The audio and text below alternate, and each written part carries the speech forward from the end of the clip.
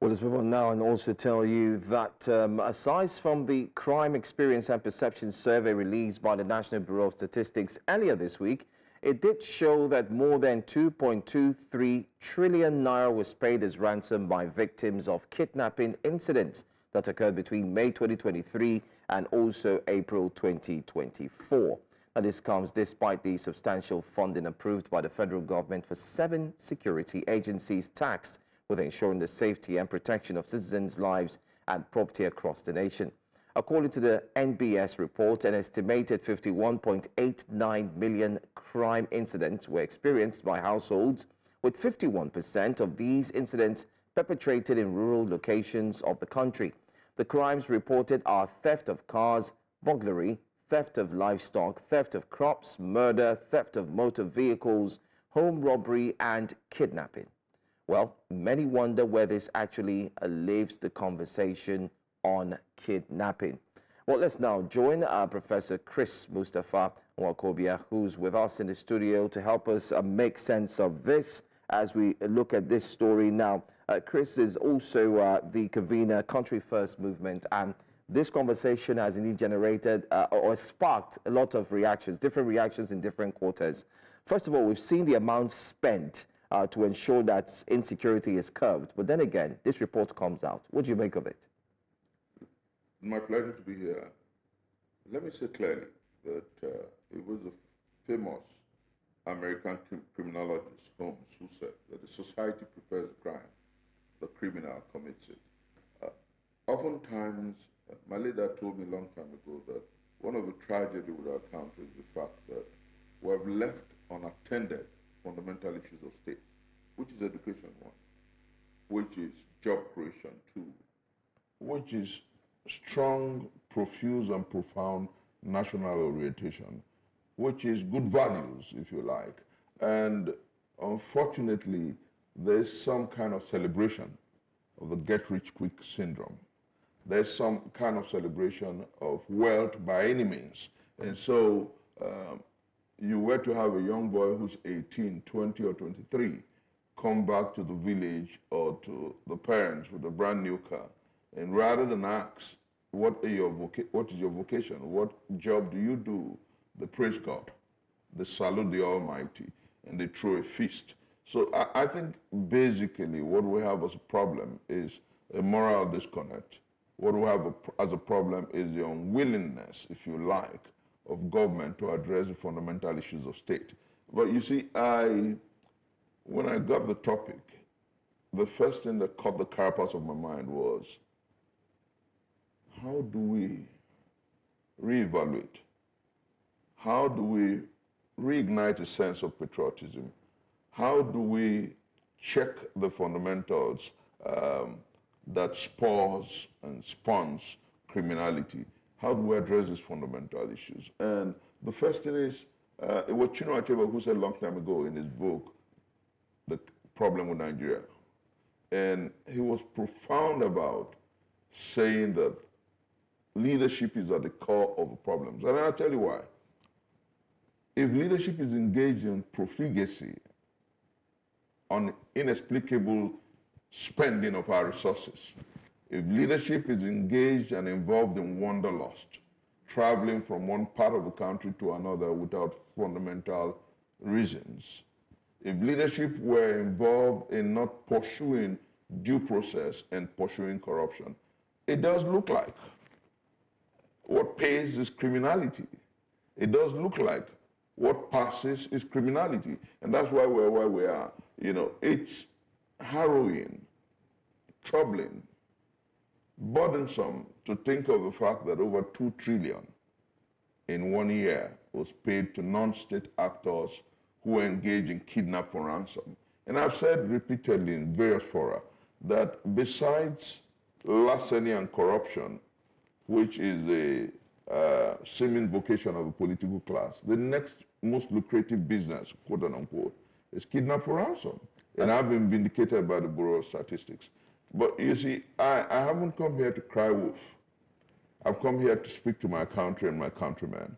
I've come here to say that if we truly want a country that works, we have to look at how will put primacy on education. Interestingly, in the budget proposition, you know, the appropriation bill as proposed by Mr. President, education comes third, about 3.5 trillion. I hope they follow through with it. Because the truth is, an educated society will scorn crime. Look at Europe. You know, most of Europe is largely safer than any part because they put primacy on education. And I think that that's what we must do. And then fundamentally, if we must address these fundamental issues of state, governance and leadership must be true to what it says on paper. All right. So let me quickly come in here. A lot of persons have said, why is it that it's hard to arrest, apprehend, and ensure that we catch the perpetrators of these evils?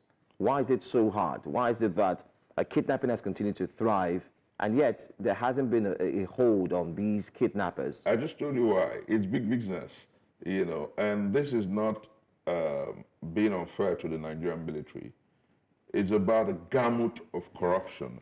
It runs from the executive to the judiciary to the legislature and then to the armed forces. There is an unwillingness to address these fundamental issues. I'll give you an instance. As you and I talk, the Nigerian waterways is being policed by a non-state actor. The contract to protect your oil fields and oil pipelines is in the hand of a non-state actor, invariably indicting government and the armed forces. That's point number one. And then it does look like it's right. No distrust for my brother Tompolo and Tantita, but it does look like it's right, but it is not right. You have the Navy, you have the Sea Police, you have the military police, and then you have a non-state actor, private individual protecting your waterways. And these are issues that we must, you know, and then when you look at it, criminality has become a very lucrative business. I've told some of my friends who care to listen that it's an anathema to think of the fact that non-state actors can protect your facilities more than licensed and registered security establishments. And then it's also an anathema that the same armed forces that protected about the whole of West Africa, remember the days of ECOMOG, cannot deal with insurgency in the Northeast and the Northwest.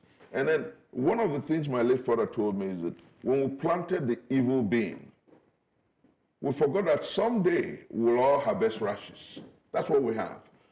The whole of the North Central that has the highest level of criminality has left fundamental issues of states in the hands of armadjuries, street urchins, and so they have grown bold and stronger.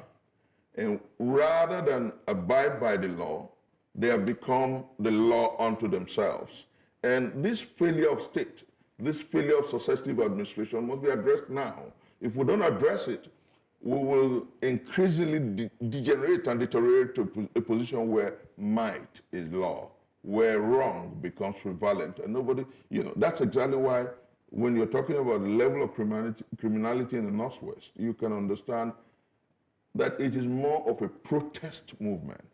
Rather than what we see now. Just what you think. Let me also ask you, the president has presented the appropriation bill. Security is very high there, having about 4.9 trillion naira.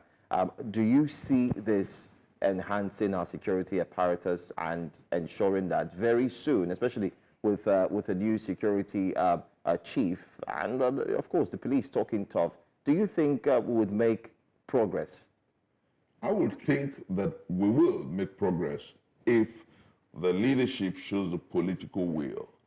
There's a difference between what is said on paper, and that's why my mentor, Martin Luther King Jr., said a long time ago that we must be true to what we say on paper. 4.9 trillion, fundamentally salutary.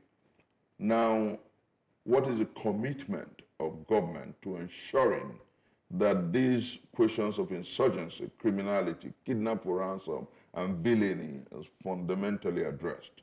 You know, because that's what is important. You know, I could make you platitudes, I can make you promises, but what do I really want to achieve? And then we must understand that our quest for the new republic, our quest for the new dawn that is prosperous and successful, is predicated largely on what we do with security. The reason we have food shortage and food inflation and crisis is because farmers cannot go to their farms.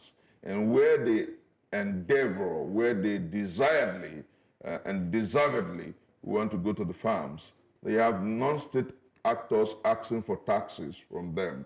And so there is a major problem in our land.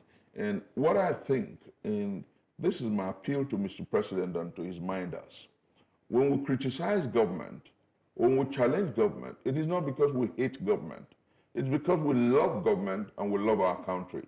The way to go is to show the requisite political will to address issues of national security effectively, efficiently, and effectually. And I think it can be done, with a laudable 4.9 trillion for security. If they follow through with proper orientation and understanding between the military forces, the paramilitary forces, and the communities and that's why I love the mantra, kinetic and non-kinetic approach. If we follow through it effectively, we shall have a safer country and our businesses will sprout again. Well, hopefully these are part of the things and the issues that Nigerians are hoping will definitely lead to a complete removal of insecurity as we see it in Nigeria. I want to say thank you so much, Professor Mustapha Nwaokobia, for joining us here and having this conversation. And hopefully we'll get to hear from you pretty soon again. The pleasure is mine. Great.